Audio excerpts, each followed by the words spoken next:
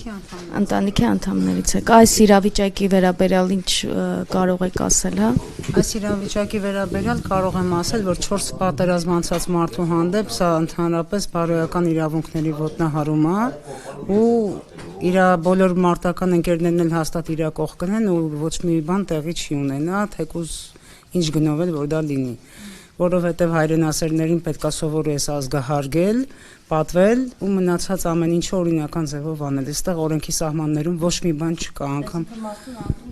միանշանակ նամանավանդ այն մարդուն, ով իր կյանքը 4 պատերազմում բոլոր այս հարկադիր կատարածությունների համար ապահովել է, որ հանգիստ քայլեն այս երկրի վրա։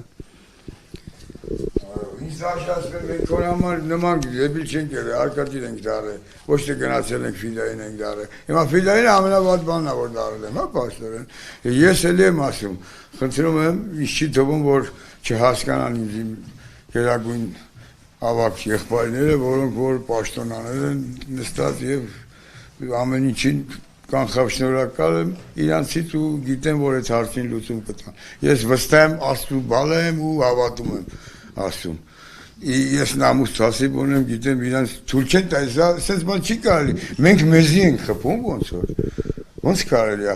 Ես էլի եմ շեշտում միասին հասարակ իմ կաշխերգով, որպես ասենք կանտուժնի մարդ, եթե մարդիկ դաշե շախմատիստ են, շախմատ են խաղում, ունեն պեշկեք մարդկանց պեշկի տեղ են դնում, հետո այդ պեշկին պահում են, ոչ թե անում շպրտում են դաշտից դուրս։ Արդեն ընկել եմ, էլ պետք չէ իրանց։ Չի կարելի էլի։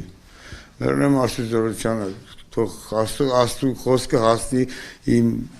գերագույն եղբայրներին բոլորին, որ իմանան, որ հայը պետք է նամուս հասիբի համար ենք կրվում, մենք գնաց է մեր ազգը պահպանը ու մարտական հերթապահություն իրականացրել ենք լավագույն գումարտակ, մենք հենց այնց չենք գնացել դե տերոր դարել կամ էլ ագրեսոր եղել կամ էլ եսի միջ, ոչ, մենք է պատերազմ չենք գնում, սովետի ժամանակ ես թուրքերի հետ ծառայել եմ, բայց իմ թշնամին են եղել իրանք ի սկզբանե իմ հայրիկիս Երևանում խփել է թուրքը 82 թվին